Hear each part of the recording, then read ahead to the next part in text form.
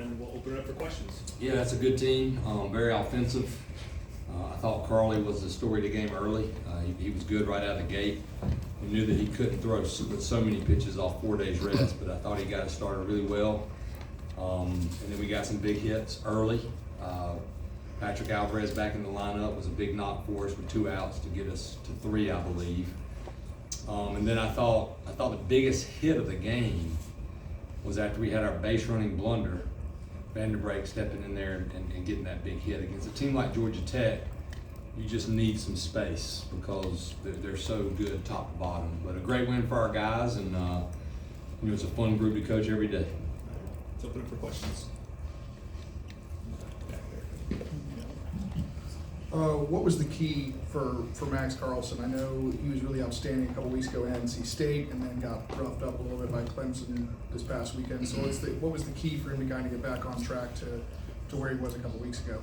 Him and Coach Gaines spent a lot of time together, just continuing to watch video. And a lot of people forget that Carlson, he did have Tommy John. And sometimes that second year, your velo can fluctuate a little bit here and there. You can get some dead arm. So we just reminded him that he's always been a pitcher, he's always had control, but mechanically he's got to get his arm up in his slot or the changeup doesn't play as good and his ball flattens out. So him and Coach Gaines worked on it all week. He had good throwing sessions, and they had a good plan on how to attack Georgia Tech hitters.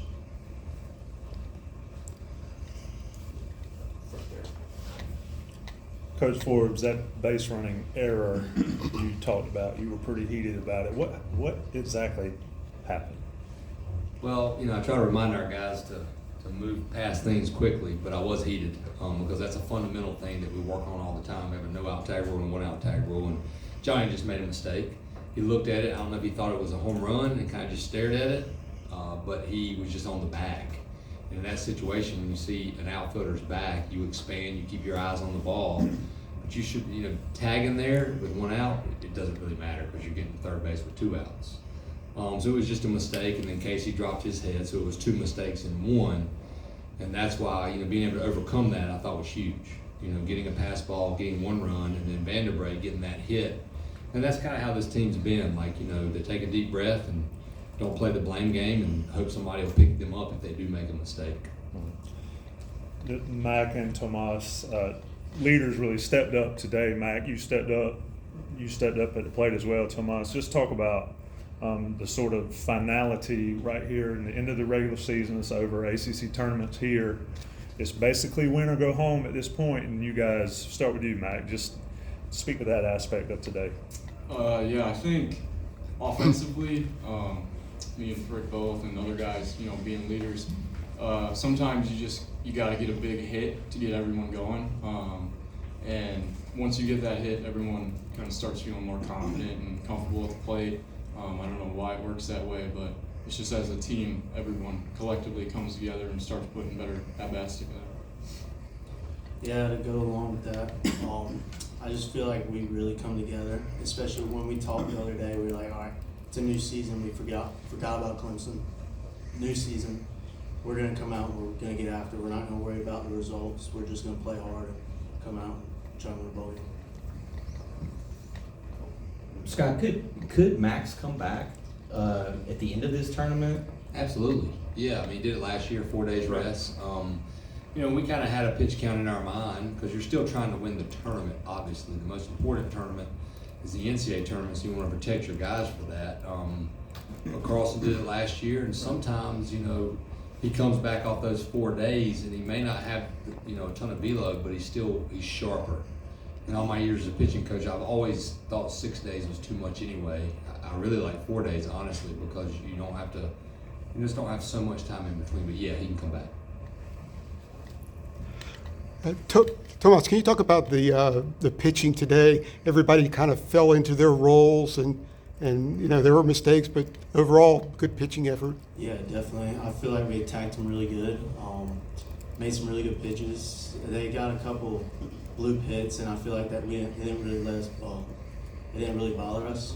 I feel like we just continued to attack, and we played great defense today behind them. Turned some really good double plays. So, Matt, can you talk about that home run off the building?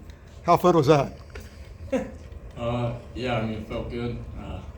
think any home run usually does feel pretty good, but I think that kind of jump started that inning and got the other guys rolling. So. Mac, did you see it land up there off the roof? No, I don't know where it landed. It was off the roof of the tobacco road. Coach, I'm curious what you've seen in Mac's evolution as a player over the course of this season, and coming off of a really good year last year to elevating his game this much farther this year. What's been kind of the difference? Yeah, these guys obviously, I'm always going to have a soft spot because they're a freshman when I was a first-year head coach in COVID. So these guys had to deal with a lot too, like a lot of kids did. But COVID was tough, and I've seen, I see him every day, like people don't. And he didn't roll on campus, like Dustin Ackley, where he just, was going to get 100 hits every year. He's made himself into who he is. And we just talk about there's no secret sauce. Hard work is the key in whatever you're doing. And Mac is, he's one of those kids that I try not to cry, but when he leaves, I'm probably going to be crying by myself somewhere because these guys, man, they work and they lead by example. And when you do that, you always have a chance to have a pretty solid team. I wanted to ask Mac and Tomas about Patrick Alvarez, and he was good today. And what you think maybe he might be, his day today, and what you think maybe he might be capable of here in the postseason with him, I guess, back from the injury. Just what are your thoughts on him today and moving forward?